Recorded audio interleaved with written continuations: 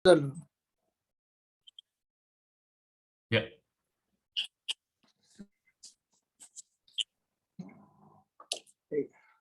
Assalamualaikum warahmatullahi wabarakatuh.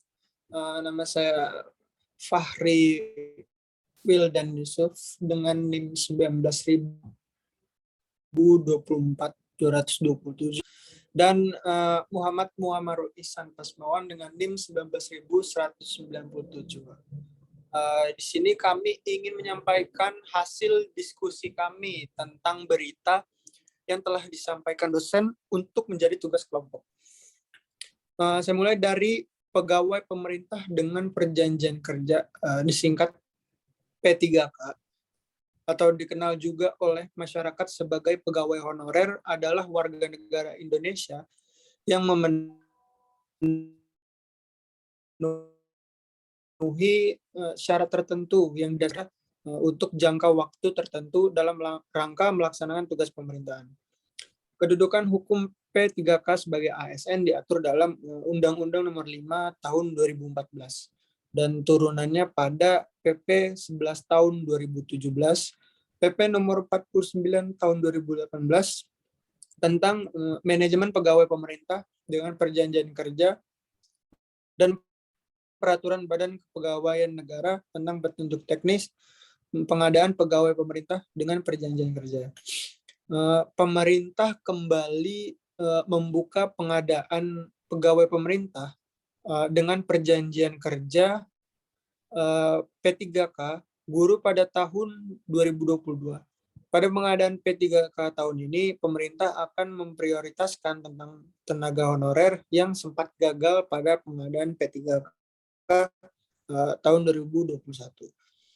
Deputi Bidang SDM, Aparatur Kementerian Pendayagunaan Aparatur Negara dan Reformasi Birokrasi atau disingkat PANRB, Alex Denny mengatakan prioritas 1 akan diberikan pada tenaga honorer X kategori 2, THK 2, yang gagal pada tahun sebelumnya. Guru non-ASN, lulusan pendidikan profesi guru atau PPG, dan guru swasta yang memenuhi nilai ambang batas pada seleksi P3KJF guru tahun 2021 tapi belum mendapat formasi. Tujuan dari rekrutmen adalah menyediakan sejumlah calon tenaga kerja yang cukup agar pemimpin dapat memilih pegawai yang mempunyai kualifikasi yang dibutuhkan. Berdasarkan update pada berita terbaru per 27 Mei tahun 2022 yang dibagikan BKN, tercatat ada ratusan P3K guru yang telah dinyatakan lulus memutuskan untuk mengundurkan diri.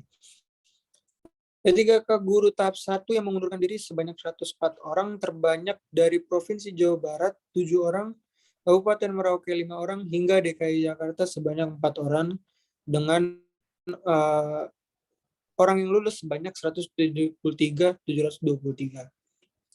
P3K guru tahap 2 yang mengundurkan diri sebanyak 280 orang, terbanyak dari pemerintah Provinsi DKI Jakarta sebanyak 11 orang, pemerintah Provinsi Kalimantan Selatan 6 orang, hingga pemerintah Kota Batam 5 orang. Sementara yang lulus sebanyak 110.137 orang.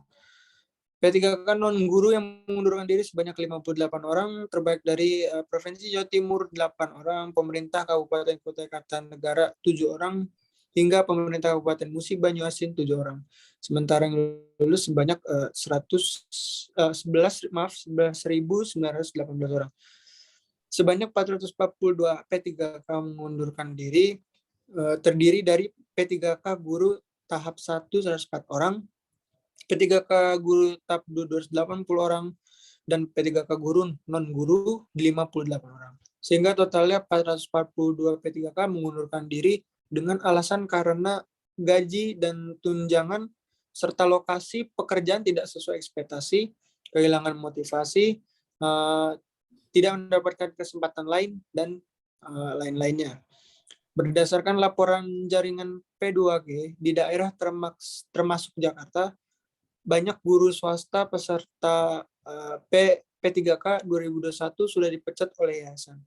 Meskipun akhirnya mereka tidak lulus tes P3K. Mestinya Permen atau Peraturan Menteri PAN-RB memasukkan kategori guru swasta menjadi pelamar prioritas, sehingga mereka masih berpeluang diterima P3K tahun 2022 tanpa tes kembali. Lanjut dengan membahas kepentingan urgensi perekrutan guru di Indonesia. Rekrutmen P3K bertujuan untuk akselerasi kapasitas organisasi serta mencapai tujuan strategis nasional. Dengan rekrutmen ini, pemerintah akan mendapat pegawai yang memiliki kompetensi teknis tertentu dan bersertifikasi profesional. Rekrutmen guru P3K sebagai kebijakan keberpihakan terhadap guru honorer di sekolah negeri.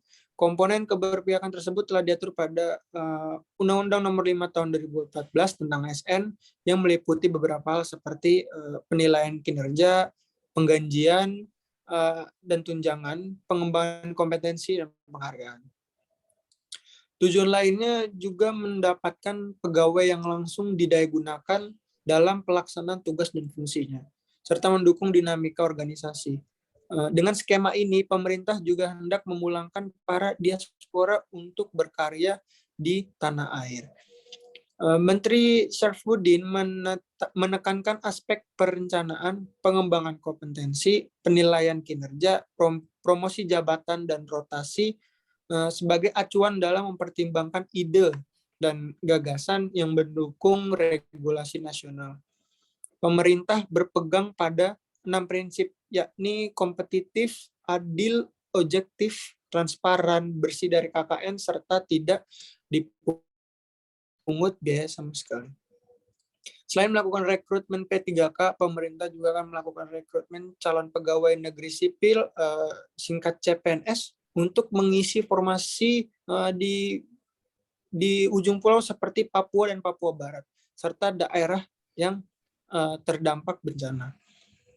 Penganggaran gaji P3K sudah diperhitungkan dalam formula DAU. Penyaluran DAU setiap bulan merupakan satu di antara sumber dari pembayaran gaji PNSD dan P3K, baik guru maupun non-guru.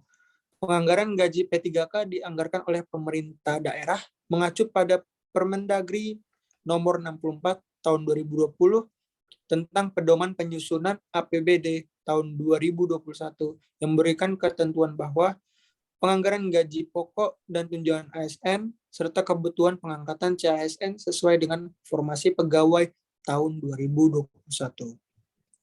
Selanjutnya membahas tentang perekrutan guru dalam perspektif hukum ketenagakerjaan. Keberadaan Undang-Undang Negara Republik Indonesia Nomor 5 Tahun 2014 tentang Aparatur Sipil Negara ASN berbeda dengan Undang-Undang Kepegawaian sebelumnya. Perbedaan tersebut terletak pada adanya pegawai pemerintahan lain selain PNS, yaitu pegawai pemerintahan dengan perjanjian kerja atau P3K.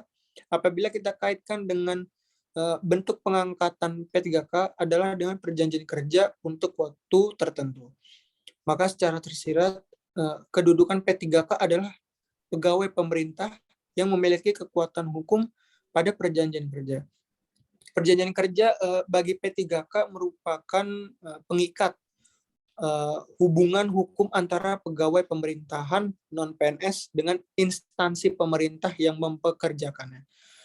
Perjanjian kerja tersebut berakibat hukum lahirnya hubungan hukum keperdataan.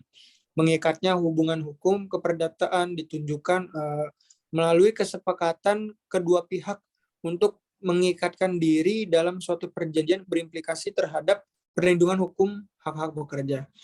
Perlindungan hukum sebagai suatu gambaran dari fungsi hukum, yaitu konsep di mana hukum dapat memberikan suatu keadilan, ketertiban, kepastian, kemanfaatan, dan kedamaian.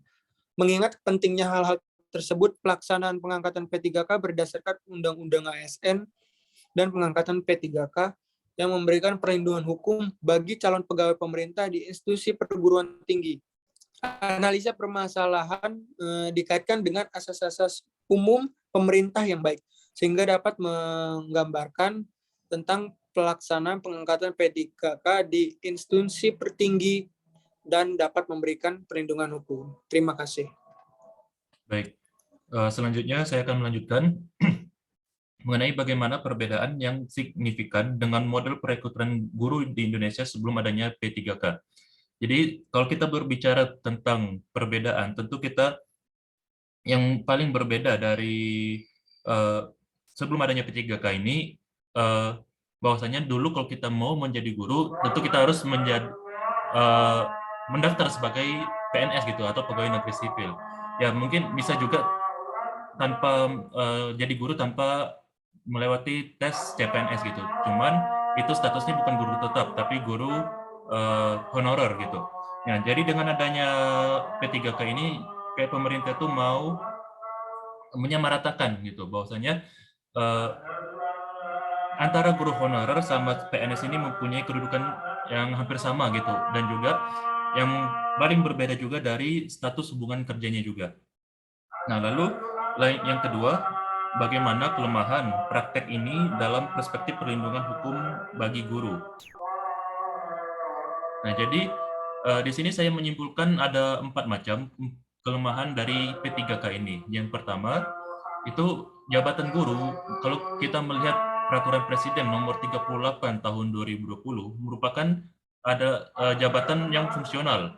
Dalam peraturan presiden nomor 49 tahun 2018, pasal 37 ayat 1, hanya mengatur masa kerja P3K minimal 1 tahun, dan tidak secara spesifik menjelaskan masa kerja minimal 1 tahun tersebut berlaku untuk jabatan fungsional saja atau hanya jabatan pimpinan tinggi gitu.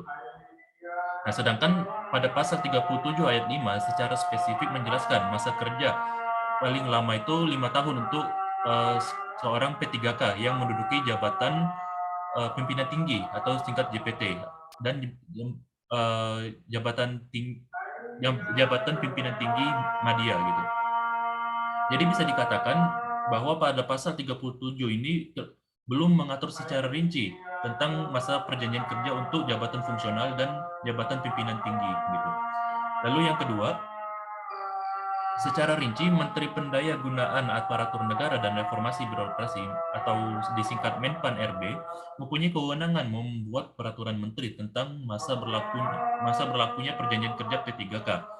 Jika kita merujuk pada pasal 37 ayat 6, masa perjanjian kerja P3K menjadi polemik karena lulusan P3K tahun 2019 mendapatkan SPMT masa kerja yang berbeda-beda.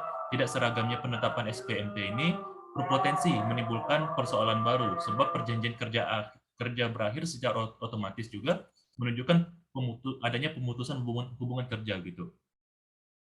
Lalu yang ketiga, dalam Peraturan Presiden Nomor 49 Tahun 2018 pada pasal 53 ayat 1 menyebutkan pemutusan hubungan kerja perjanjian kerja P3K dilakukan dengan hormat karena jangka waktu perjanjian kerja berakhir. Namun perjanjian kerja kerja P3K masih bisa diperpanjang bila masih dibutuhkan dan berdasarkan penilaian kinerja yang baik. Selain itu juga bila pejabat pembina kepegawaian atau P3K ini juga berkenan untuk mengajukan gitu. Lalu yang terakhir, jika merujuk pada pasal 37 ayat 4 yang berbunyi dalam hal perjanjian kerja P3K diperpanjang sebagaimana dimaksud pada ayat 1, P3K masih menyampaikan tembusan surat keputusan perpanjangan perjanjian kerja kepada Kepala Badan Kepegawaian Negara atau BKN. Nah, dengan adanya perpanjangan SPMT ini tentu sangat riskan gitu untuk dimanfaatkan oleh oknum pejabat tertentu untuk melakukan pungli dengan berbagai macam modus yang akan dilakukan nantinya begitu. Ya, mungkin itu aja dari diskusi dari kami. Kurang lebihnya kami mohon maaf. Wassalamualaikum warahmatullahi wabarakatuh.